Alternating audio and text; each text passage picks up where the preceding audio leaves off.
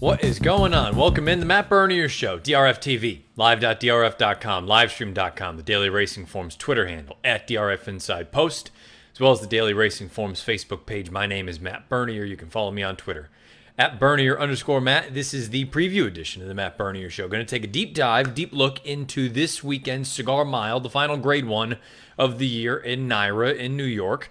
We'll go through that, and then we'll also give you the Week 13 NFL Trifecta. Bad week last week, 1-2 overall, so now 23-13-0 year to date. For those of you that listen to this in podcast form, like most of you do, YouTube, SoundCloud, iTunes, video.drf.com, as well as Spotify. If you're over on YouTube, click the subscribe button, give us a thumbs up. You'll get all the latest that DRFTV has to offer.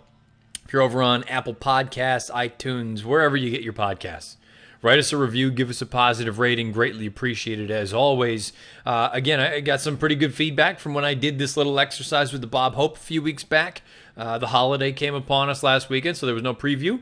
Figure we'll give it a go this week again when we've got a big race on deck. And in weeks where they're going to be a little bit sort of leaner as far as big races or important races are concerned, perhaps I'll go a different direction. But for now, let's keep this thing rolling. Again, whether you like it, whether you don't like it, I'd always like to hear the feedback. And if you have any questions about why I'm going over certain things or how I look at certain races, again, let me know on Twitter at Bernier_Matt or beneath the video player on YouTube. So without further ado, let's take a deep dive into this year's Grade 1 Cigar Mile. All right, boys and girls, here we go. The Grade 1 Cigar Mile. It's not the most stellar edition of this race that you're ever going to see. Spoke about that with DRF's national handicapper, Mike Watchmaker, in this weekend's Weekend Warrior. You can find that over on video.drf.com or over here on YouTube. This race, though, you've got 8 horses signed on, and it's a fun race. I don't think it's a great race, but it's a fun race. You can go a few different ways. You can see my son Mendelssohn, and I'll adopt him as a son at this point.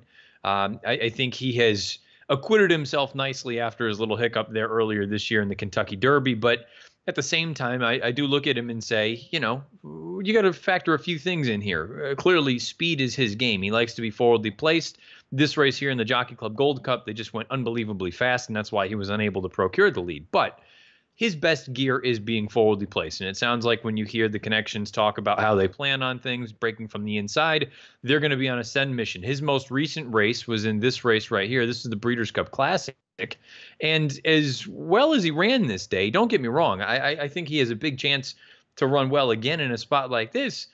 He faced better horses, no question about it, but you can see he's out here on the front. They went 22-3 for the opening quarter. You're going to get a half and 46 in a piece, and you see him down here on the inside. This is against better horses, but to me, the distance really is kind of the big thing to keep in mind with Mendelssohn. You see, he's already kind of in deep water at this point. He's going to get overtaken by Accelerate and some of these other horses, but he stays on quite gamely to finish 5th in this spot. My concern with him in a race like this, it has more to do with the fact that I don't know that this mile distance, this one-turn configuration is necessarily ideal for him. You'll note when I pull the PPs back up, this horse has run at 1.25 miles on 4 different occasions this year, and he's also run at 1 mile and 3/16. So I don't know if this horse down here on the inside in the purple silks that we're so used to seeing, is this really what he wants to do? And the other reason I bring that up is because the only other time we've seen him do this, and you can go into Formulator and you can gray out things and filter what you do want to see and what you don't want to see. I have different settings for different distances on different surfaces in my Formulator settings. So this one I wanted to see here. All I want is the sort of the 1 mile distance races. And here in the States, this is the only one that he has, that Grade 3 Dwyer. And you can say that he needed it off the Kentucky Derby. It was a few months away. And really, if you want to just draw a line through the Derby like I do, really it was his first start since the end of March when he ran in the UAE Derby. But at the same time, I just thought he packed it in so badly that day. I thought it was a disaster. I recognize he has a chance in here. I wouldn't touch him with a 10-foot pole at 2-1 in the morning line, but I think he has a puncher's chance. I just don't know that this is actually the sort of circumstance that is best suited for him. On the flip side, you have a horse like Sunny Ridge, who we'll take a look at here, the number 2. There are a number of horses exiting the Grade 2 Kelso handicap. Now, we'll take a look at that right now. The Kelso is an interesting race simply because you can take a look at a few different things with this. They're going to break. You're going to see Sunny Ridges out here on the outside in the gray. You've got pattern recognition in here in those Klarovich silks in between horses. He'll go off to the front. And then back here in the green and yellow is Timeline, who is also going to be running in the Cigar on Saturday afternoon.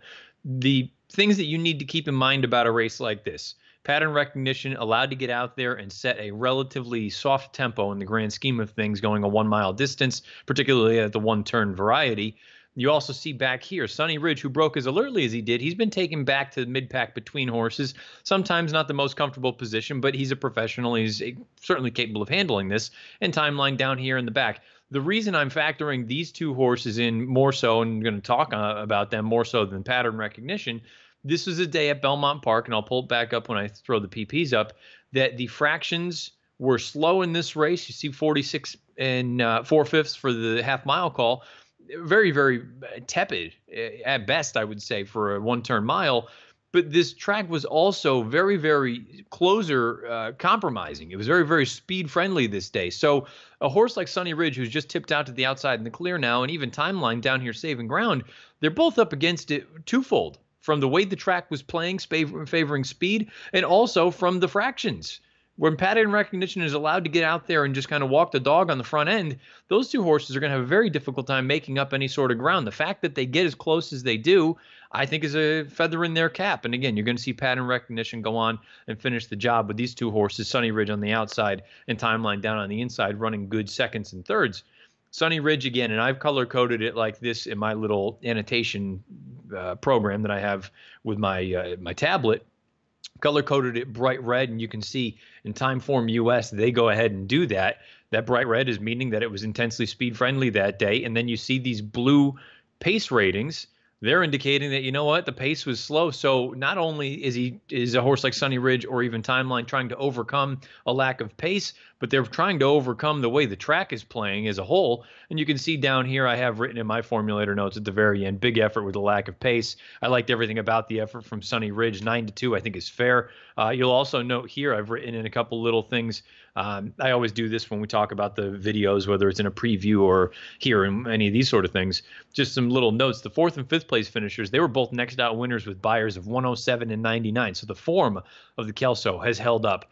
I think he's a major player in here, Sunny Ridge. Number 3 horse is Pat on the Back. Now, Pat on the Back is a horse that, if you're just looking at him from a Beyer speed figure standpoint, he is probably up against it. You see that he's been running against New York bred company and basically is past, oh boy, I don't know, 10 to 12 races. And usually people look at that and say, well, from a class standpoint, he doesn't necessarily class up. I would argue with a race like the one we got 4 starts back in this commentator right here, he faced a horse every bit as talented, if not more so, than anyone else in this race. And you see Diversify out here. He was able to get out there and wire the field. And granted, on a day when it really benefited horses coming from farther off of the pace, like a Pat on the Back. But the fact that Pat on the Back was only defeated by a nose by Diversify, I think that speaks volumes about his ability. Again, from a Beyer standpoint, you're going to note he's never registered anything better than a 98, which he earned 3 starts back here in the Saginaw at Belmont Park. The interesting thing to note about having different figures and trying to analyze things from a little bit of a different perspective, Timeform US has these races considerably faster than Beyer does. And I've brought it up in the past. There's a little bit of a very loose kind of comparison. Take 20 points off of the Timeform US rating to get something closer to what the Beyer would be, and vice versa. Tack 20 onto the Beyer and you're going to get something close to the Timeform US rating. Well, when you do that, you're looking at a race like this. Instead of the 97 Beyer, would you be looking a little bit more at something like a 105, which, when you consider Diversify, came back and earned a 111 in his next start, and the 5th place finisher was the next out winner with a 102? It makes me think that this race could be considerably faster from a Beyer standpoint. When I look at a race like this, the Empire Classic, which we'll take a look at right now, you're going to see he's going to bobble a little bit out of the gate, the number 10 horse. A little bit of a bobble there. Nothing disastrous, but something definitely that you want to keep in the back of your mind. Keep it also in mind, this race is at 1 1/8, and 1 1/8 to me is not what Pat on the Back's game is. I think he is much more of a 1 1/16, but even more preferably, in my opinion, a one-turn miler. So you see he takes up a beautiful sort of stalking position in here. The pace is not fast by any stretch of the imagination. So you would imagine with the pace that is signed on in the Cigar on Saturday, a horse like Pat on the Back is probably going to be closer to this mid-pack position as opposed to being up here pushing the pace. At the end of the day, he works at a very, very cushy trip. I'll fast forward a little bit as they round the far turn. He's going to really just take this thing over. You see him. He's looming. Dylan Davis is sitting chilly. Horse is moving very, very well. They turn for home. He sets him down. And he goes on and gets the job done, ultimately prevails by a length and a half at a distance that I maintain is a little bit farther than ideal for him. You get back to this one-turn mile, I think this one is going to hit him right between the eyes, and you're also looking at a horse that figures to be a very, very square price in here for the reasons I brought up. From a buyer standpoint, he looks a little bit light, and from a class standpoint, I'm sure some people will look at it and say he's just a New York bred. He's in over his head here. I think he has a giant chance in this race. You see, he was a length and a half ahead of Can You Dig It, and he was a length ahead of Mr. Buff. Mr. Buff then came back and won his next race with a 91 buyer. The fifth place finisher came back and earned a 93 buyer in his next start. I have reason to believe that pat on the back will benefit getting back to a mile, will benefit getting back to I got to be honest with you, getting back to a mile, but also getting a race under his belt and then taking a step forward, which I think you're going to because you've got a nice little formulator fact right here, a positive one for Jeremiah Englehart. Past 3 years, dirt winner, last out, second after the layoff in Naira, 6 for 20, 12 in the money with a 306 ROI. I like pat on the back quite a bit in here. He's not the likeliest of winners, but I really don't think the discrepancy between he and the top contenders in here is that big whatsoever, and you may be getting a vastly overlaid price on a horse like this. He's 15-1 on the morning line. The 4, and you're going to see, I maybe you as handicappers, you look at things a little bit differently. When I get to a horse and I go through and I say, I'm just having a hard time making the case for you. I recognize a horse like Stan the Man has won 3 of his last 4 races, and he's really taken a step forward. I will be quite surprised if he is a win contender in here. I recognize he does have a couple of Timeform US ratings that give him a puncher's chance. To me, he's best used underneath, if at all, and that's about the extent of the analysis I'll give on Stan the Man. You move on to the number 5 horse, Coppertown. Now, Coppertown is going to be a bit of an X factor in this race. When I say X factor, I don't mean that he is sort of a wild card. I just mean more so he's going to get bet in here based on these 2 buyer speed figures, a 101 and a 106. He's going to get bet based on this guy right here, Todd Pletcher, and this guy right here, Javier Castellano. This is a horse that's done nothing wrong, really, in 4 lifetime starts. 3 times a winner, 1 time a second-place finish. That came in his career debut down at Gulfstream back in last February in 2017. You're going to see some common names in here. You see Stan the Man, the horse that we just spoke about. In his second lifetime start, Coppertown defeated him, but he also defeated a horse called Backyard Heaven, you may be familiar with. That's a horse in Chad Brown's barn, who for a minute looked like he could be something really serious this year. You see in this next start, this N1X at Belmont in October of 17, pattern recognition was humbled by Coppertown by over 6 lengths. The problem is Coppertown was then gone for over a year. He comes back in this non-winners of 2 other than down at Keeneland. Again, I would encourage anyone to pull it up into Formulator and take a look at it. I'm just using RTN simply because it's a little bit easier for this exercise. You're going to see this horse out here, the number 5 in those China Horse Club silks. A little bit slow out of the gate. He was toward the rear. He moved up. At this point, he's looming, and it looks like he's going to go on and win for fun, which ultimately he will go on and win for fun. I'll slowly fast forward here a little bit. At this point, he's already gone by everyone. A little bit awkward with his lead change, but ultimately he's going to go on and really put on a bit of a show in a race that, in the grand scheme of things, I don't know how strong it actually was. You take a look and see what some of these horses have come out of this race to do. I recognize he's 5 lengths clear and he's absolutely destroyed this field, but the runner-up came back. He earned an 81 in his next start. The 3rd place finisher, Heavy Roller, came back and earned a 79. The 4th place finisher, I'll give this horse some credit, was the next out winner with a 90 buyer. But clearly, he didn't face a ton as far as graded stakes caliber runners are concerned. Now he's going to be facing the best horses of his career, and they're all in their best form.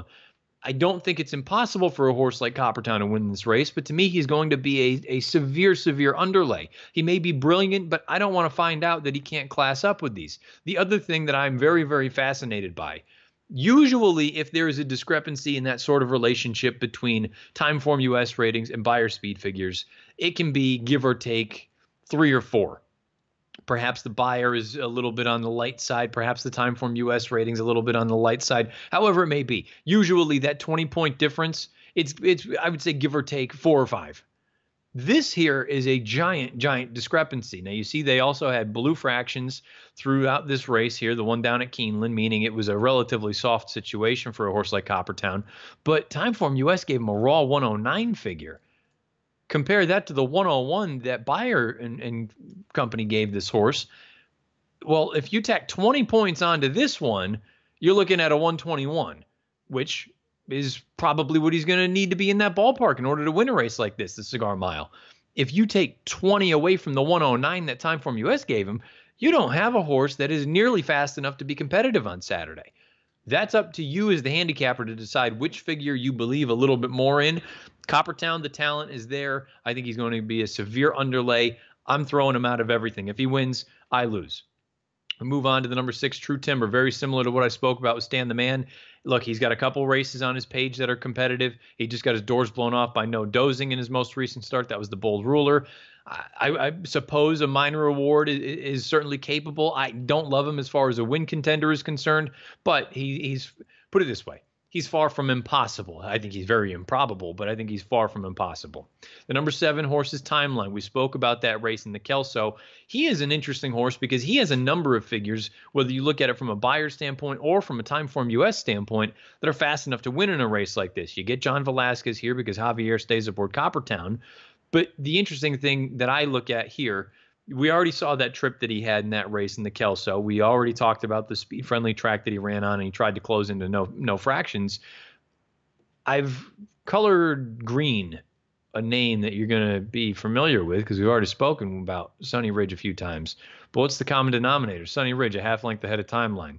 3 starts back, Sunny Ridge, 3 1/4 lengths ahead of Timeline. 5 starts back, Sunny Ridge, 3/4 of a length ahead of Timeline. There's just a part of me at a certain point where I have to just throw my hands up and say, Sunny Ridge is probably just a better horse than Timeline is. Doesn't mean Timeline can't run well, and heck, doesn't mean that he can't win this race on Saturday. Just of the two, I would much prefer Sunny Ridge. When we get to the last horse, he is one of the favorites in this race. That's Pattern Recognition. You get Jose Ortiz aboard. He was the winner of that Kelso. You see he has triple-digit buyers in 4 of his last 5 races, and this is a horse he's been really, really nice since day one. You see, he's never earned anything less than an 83. That was coming off of a long layoff. Otherwise, he's in the mid-90 range, and here as a 5-year-old, he's taken that step forward to the low 100 range. He's been out of the exacta once in 10 lifetime starts, and he loves the Aqueduct main track. He is 2 for 2, and he's 2 for 2 at this 1-mile distance.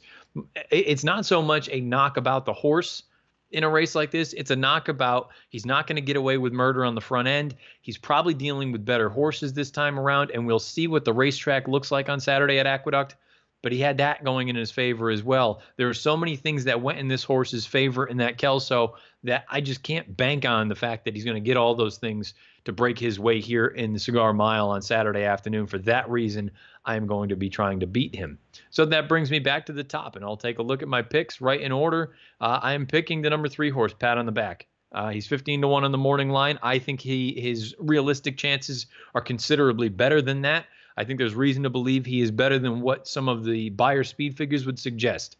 Outside of him, I think Sunny Ridge is one of the most likely winners for all the reasons I spoke about with the Kelso as a whole. Mendelssohn, I love him. I think he's going to come with another honest effort. I'm not convinced that this 1-mile distance is his friend, but I do think of the speeds, he's the one that I'm most interested in. I think he's the most talented of the speeds in here. And the number 7 horse is the one that I've picked in 4th.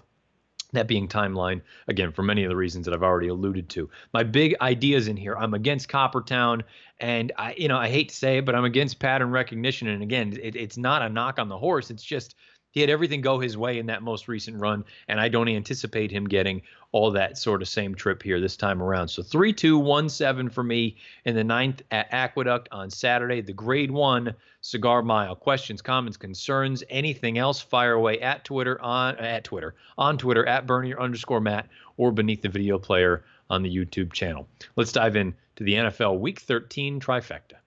NFL Week 13 Trifecta. Rough week last week. We dropped one of those series. I keep talking about it. It's like a baseball thing. 3-game series, win 2 out of 3, win the series, move on. At the end of the year, everyone's going to be happy, and you'll be in a good position. Last weekend, unfortunately, 1 out of 3, went 1 for 2. The Bengals were a complete no-show. That was a disaster. I thought for a minute we might get a backdoor cover there with the Jets at home against the Pats. Really, that game was probably closer than what the final score would indicate, but no sense in going back over that stuff from last weekend. Let's dive into these 3 games. I have to be honest, I don't love this weekend slate. Some of these games I found very difficult to sort of break down. We'll kick things off down in Atlanta. The Ravens on the road at the Falcons, the Battle of the Birds. The Atlanta Falcons are a hot mess right now. From a talent standpoint, no question, they've got it in spades, particularly on offense. Even with Devontae Freeman being out for essentially the entirety of the year, you very easily plug in Tevin Coleman, and then you look at the weapons on the outside. You've got the likes of Julio, which we all know his story. Calvin Ridley's turned into a nice little weapon. You've got Austin Hooper. You've got someone that is sort of a nice bruiser in Mohamed Sanu. And you got Matt Ryan. I'm not a huge Matt Ryan fan, but at the end of the day, he is a former MVP, and he's done some good things. I don't know why the team is as poor as they are this year, but the fact of the matter is they are. And I look at the Baltimore Ravens on the flip side and say they needed something to change, and perhaps it was just stroke of luck that Joe Flacco ended up getting injured, and it was time to push Lamar Jackson along a little bit sooner than maybe they had planned on.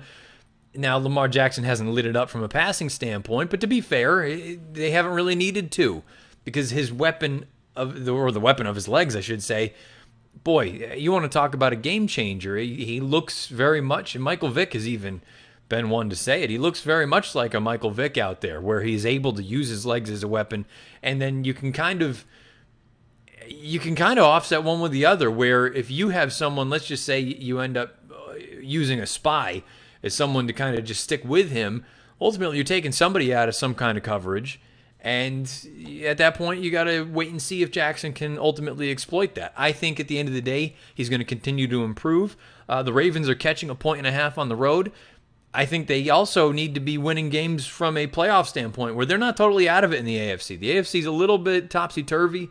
They need to win badly, and at this point, the Falcons, hate to say it, but their season is done. Give me the Ravens on the road. I like the Ravens plus 1.5 in Atlanta. The Vikings come into Foxborough and play the Patriots. The Patriots are favored by 6.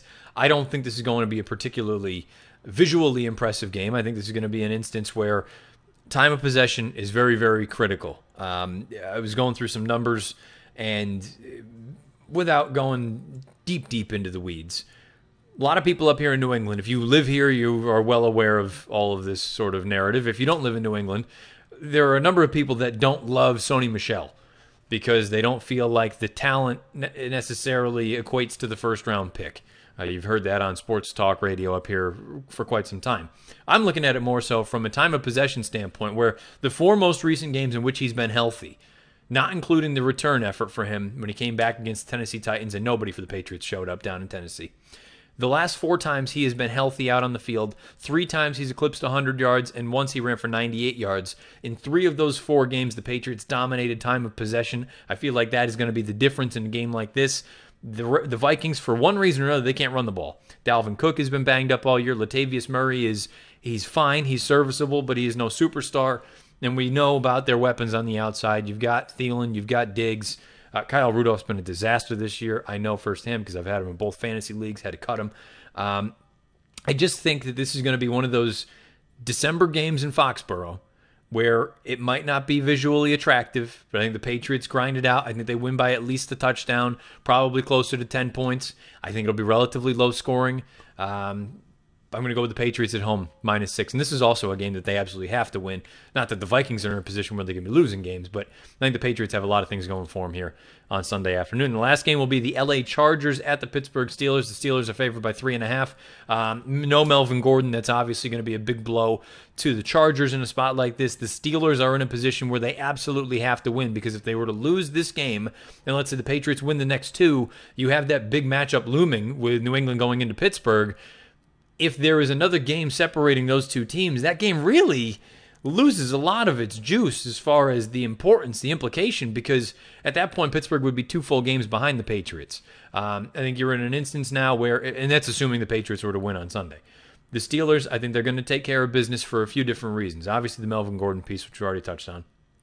But you look at some of the advanced metrics with these 2 teams, they're both relatively evenly matched from an offensive standpoint and a defensive standpoint. They both are 2 of the more balanced teams in the entire NFL. The one area that both teams suck is special teams. And one team even vastly more so than the other, and that being the Chargers. And it's been the Chargers situation for God knows how long. They haven't had anybody that can kick. They've had terrible sort of coverage mistakes, whether it's on punt coverage or on kickoff coverage, whatever it may be. And I can't help but think that that could end up coming up and biting them in the rear end on Sunday night.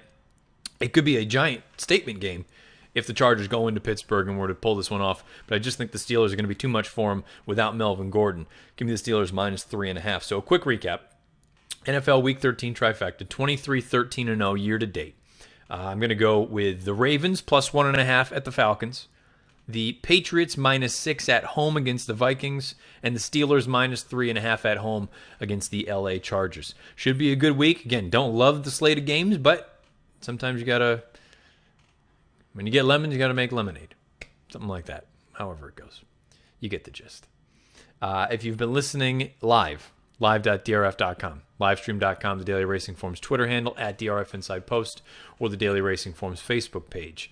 If you are over in listening podcast form, whether it's YouTube, SoundCloud, iTunes, video.drf.com, or Spotify, thank you for doing so. Again, YouTube, click the subscribe button, give us a thumbs up. iTunes, Apple Podcasts, whatever the podcast situation may be, write us a review, give us a positive rating. If you normally listen to this, again, this may be one that you might want to check out on YouTube or on video.drf.com, just to get the visuals to go along with that breakdown of this year's Cigar Mile. We'll see how that whole thing shakes down. I will dive into that and then some coming up in the recap show that will be up on Tuesday at noon, and the podcast will probably be uploaded sometime later on Monday night. So without further ado, we're going to roll this thing into the latest edition of Out of the Gate with Illman, with Beer, with myself, with all the usual suspects. For this upcoming weekend, best of luck however you play, whatever you play, wherever you play. This has been the preview edition of the Matt Bernier Show.